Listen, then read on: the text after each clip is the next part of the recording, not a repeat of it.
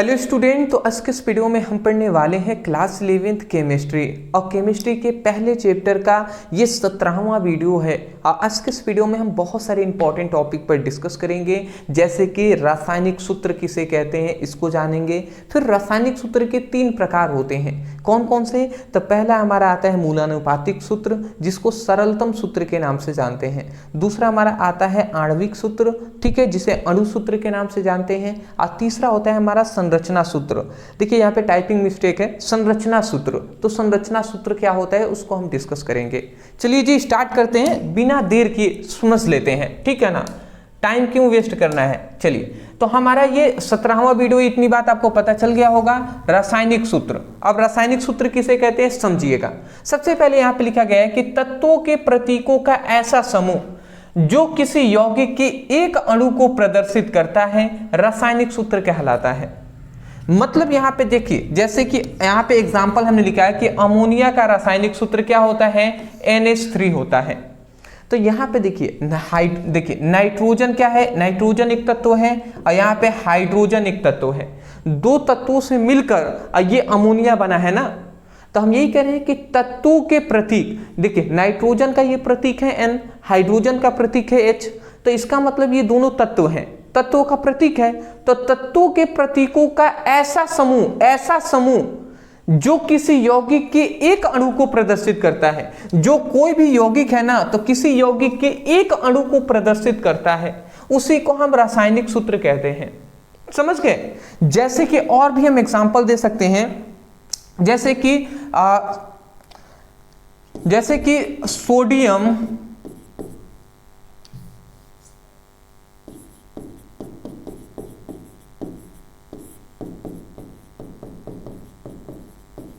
Sodium chloride का रासायनिक सूत्र। तो सोडियम क्लोराइड का रासायनिक सूत्र क्या होता है, NaCl होता है। तो ये क्या है, तत्वों के प्रतीकों का ऐसा समूह जो किसी यौगिक के एक अणु को प्रदर्शित करता है, तो उसी को हम संरचना क्या कहते हैं, रासायनिक सूत्र कहते हैं। तो यही तो है दोस्त, आशा करता हूं आप समझ के होंगे। जैसे कि ग्लूकोज का रासायनिक सूत्र क्या होता है, C6H12O6 होता है। तो ये इसका रासायनिक सूत्र हो गया, ठीक है ना।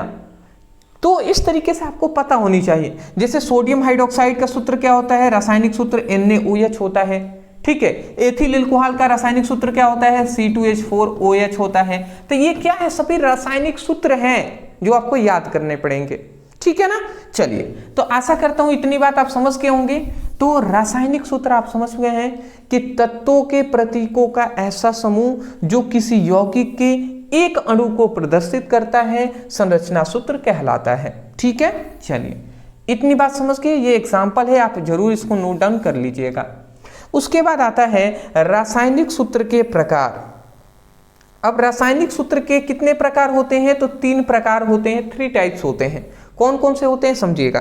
पहला हमारा होता है मूलानुपातिक सूत्र, जिसको सरलतम सूत्र के नाम से जानते हैं, ठीक है ना। दूसरा हमारा होता है आणविक सूत्र, जिसे अणु सूत्र के नाम से जानते हैं। तीसरा होता है हमारा संरचना सूत्र। तीनों आपको समझ में आ गया। चलिए जी, अब हम आगे बढ़ते हैं, इन तीनों को भी समझ लेते हैं। स्क्रीनशॉट ले ले पहले। चलिए जी, अच्छी बात है, बिना देर के हम शुरू कर रहे हैं। फिर से अब देख लेते हैं, जो है पहला मूलानुपातिक सूत्र, जिसको सरलतम सूत्र के नाम से जानते हैं। अब क्या होता है मूलानुपातिक सूत्र, समझिएगा। कह रहा है कि किसी अणु में उपस्थित तत्वों के परमाणुओं की संख्या के सरल अनुपात को बताने वाला सूत्र मूलानुपातिक सूत्र कहलाता है। देखिए, अभी आपको हार्ड लग रहा होगा, थोड़ा सा अभी हम एग्जांपल से समझाएंगे, समझ में आ जाएगा। जैसे कि यहां पे हम लिख देते हैं यौगिक, ठीक है ना। यहां पे हम लिख देते हैं अणु सूत्र और यहां पे हम लिख देते हैं मूलानुपातिक सूत्र,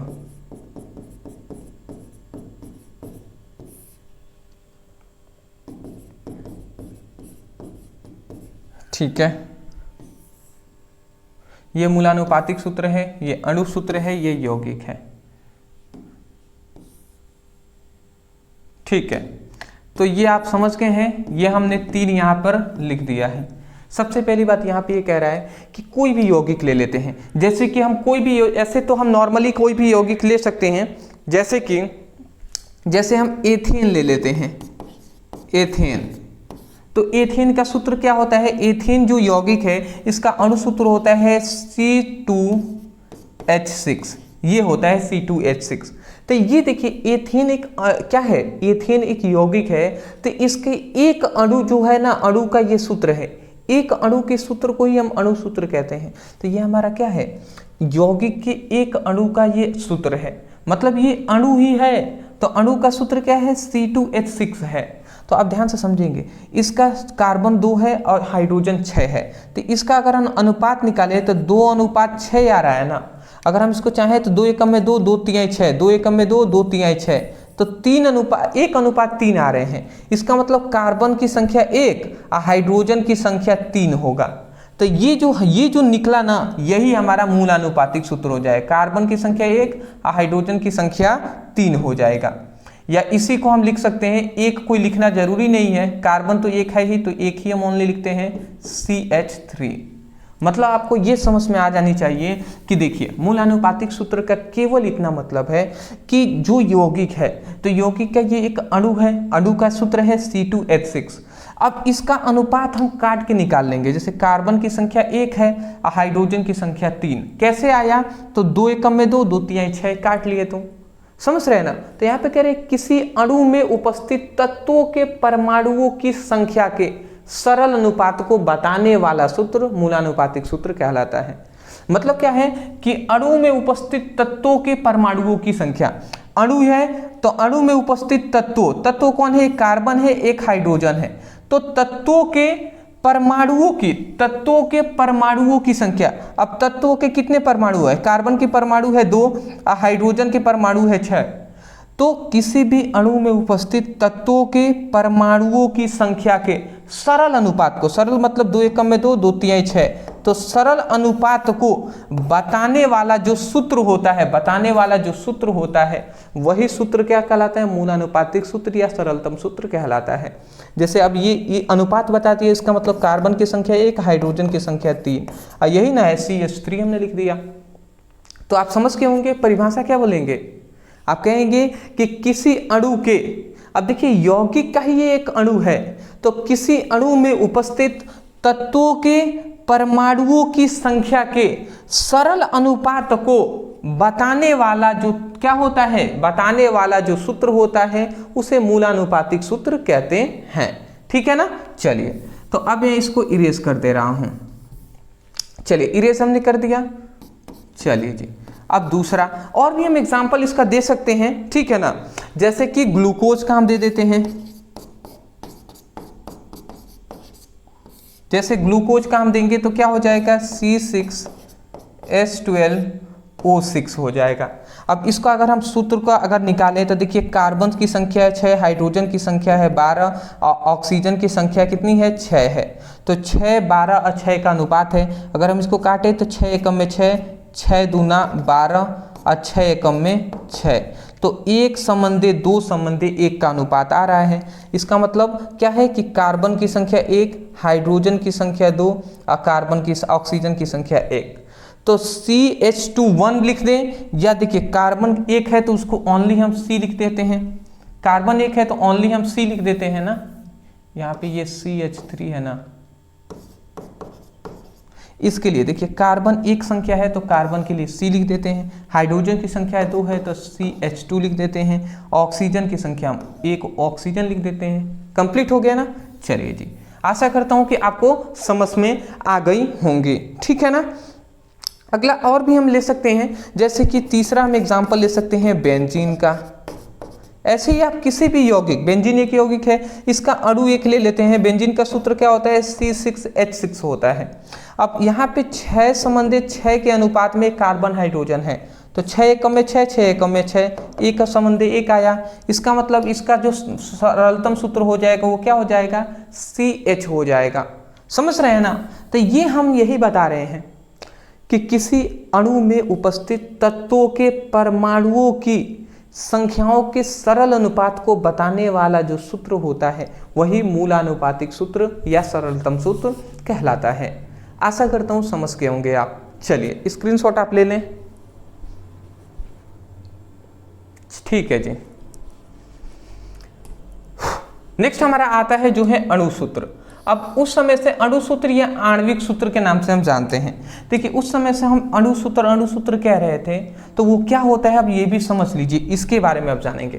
तो यहाँ पे कह रहा है कि किसी यौगिक के एक अणु में उपस्थित, ध्यान से समझें, कोई भी यौगिक है तो उसकी एक अणु में उपस्थित सभी तत्वों के परमाणुओं की वास्तविक संख्या को बताने वाला सूत्र अणुसूत्र कहलाता है।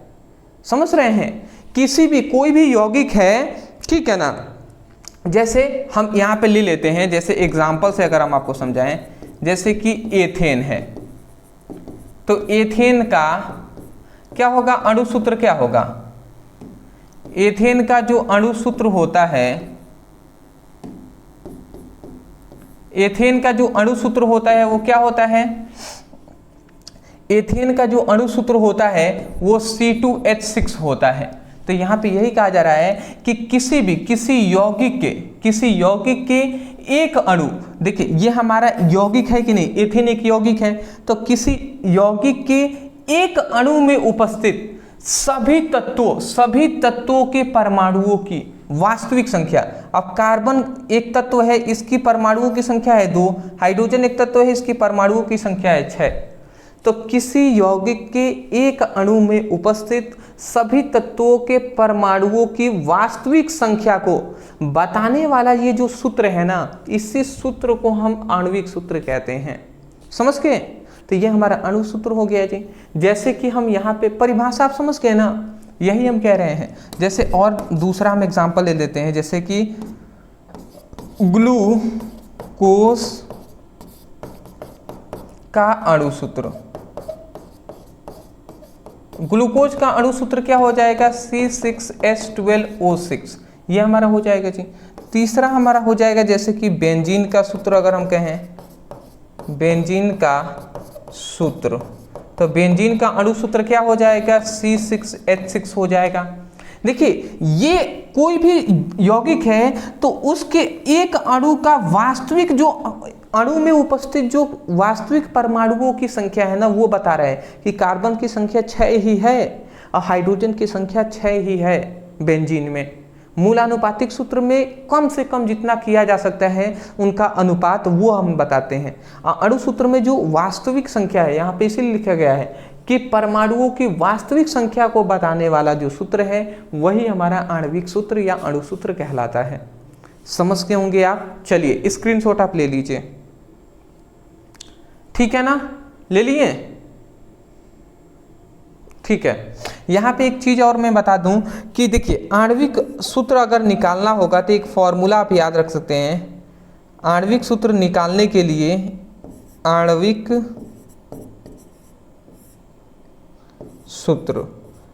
सूत्र निकालने का एक फॉर्मूला होता है जो होता है मूलानुपातिक सूत्र और n। मूलानुपातिक सूत्र बाई n ये हमारा हो जाएगा, ये आप याद रखेंगे। आणविक सूत्र का ये हमारा एक फॉर्मूला याद रखेंगे कि आणविक सूत्र जो होगा मूलानुपातिक सूत्र के n, ठीक है ना, इसके नीचे आप n याद रखेंगे, ये होता है n²। अब यहाँ पे एक चीज आप याद रखेंगे, ठीक है ना, ठीक है। यहाँ पे अब कोई स्टूडेंट ये हमसे पूछ लेंगे कि सर n क्या है, तो n आप यहाँ पे याद रख लेंगे n क्या है।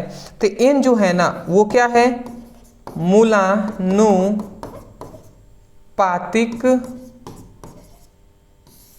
सूत्र भार है, अब बटे क्या है, अणु सूत्र है।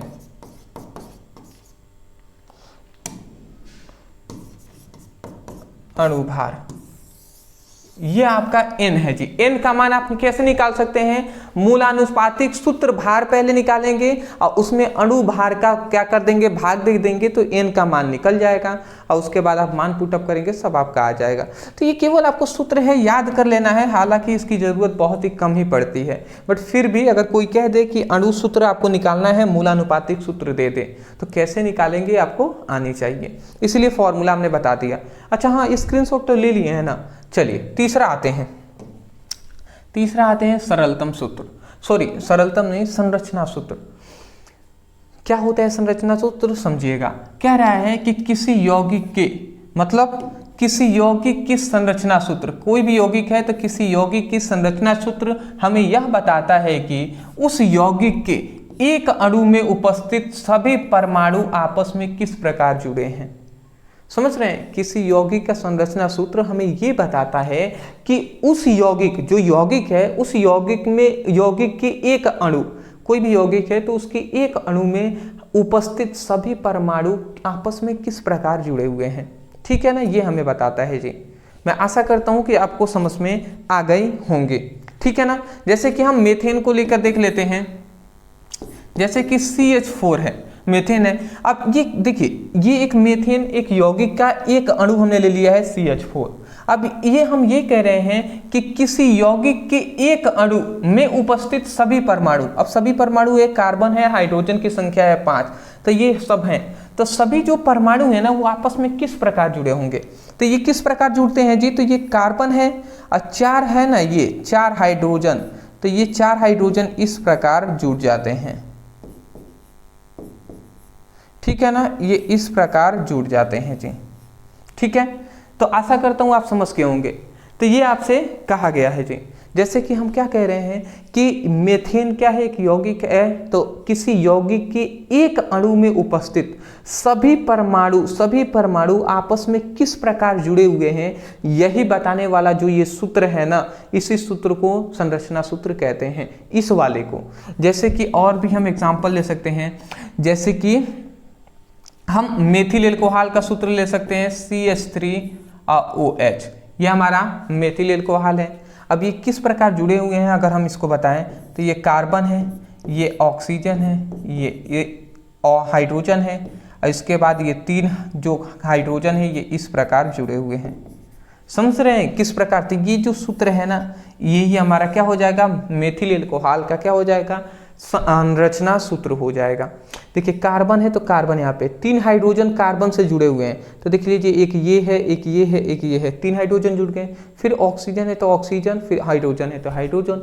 तो ये हमारा क्या है, ये हमारा आणविक क्या है, संरचना सूत्र है। ठीक है ना, जैसे और भी हम अणु ले सकते हैं, जैसे कि हमने ले लिया, जैसे एथेन हमने लिया हुआ था, C2H6 हमने लिया हुआ है। तो C2H6 अगर हम देख लें तो कैसे जुड़ेंगे जी, देखिए 2 कार्बन है तो ये हमने 2 कार्बन बना लिए, 6 हाइड्रोजन है तो 3 हाइड्रोजन इससे जुड़ जाएंगे, 3 हाइड्रोजन इससे जुड़ जाएंगे, इस प्रकार।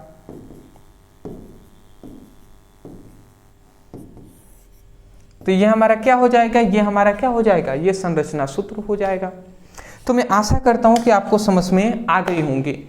तो यही है संरचना सूत्र, जो हमें क्या बताता है कि किसी यौगिक के एक अणु में उपस्थित सभी परमाणु आपस में किस प्रकार जुड़े हैं, बताने वाला जो ये सूत्र है ना, इसी सूत्र को संरचना सूत्र कहते हैं। ठीक है ना, चलिए तो समझ में आ गया ना। चलिए आ जानी चाहिए, मैं ऐसा आशा करता हूँ। ठीक है ना, क्योंकि मैंने अपनी तरफ से पूरा प्रयास किया हुआ है। अदरवाइज मैं यही कहूँगा, वीडियो पसंद आया है, अगर समझ में आ गए हैं तब जाकर मैं कहूँगा कि चैनल पे नए होंगे, अभी तक सब्सक्राइब नहीं किए हैं तो ज़रूर सब्सक्राइब कर दीजिएगा। डिस्क्रिप्शन बॉक्स में आप अगर चाहें तो लिंक हमने दे दिया है फिजिक्स केमिस्ट्री का, वहाँ से अपनी सीक्वेंस वाइज पढ़ाई कर सकते हैं। सबसे खास बात कि यदि आपको कोई टॉपिक है फिजिक्स में, केमिस्ट्री में समझ में नहीं आते, जैसे कि संरचना सूत्र नहीं समझ में आ रहा, तो आप YouTube पे लिखिएगा संरचना सूत्र ब्रदर सर, इतना लिखकर सर्च कर लीजिएगा, वीडियो आपको हमारी मिल जाएगी, वहां से आप अपने अच्छे तरीके से पढ़ाई कर सकते हैं। ठीक है ना, thank you so much for watching this video, thank you.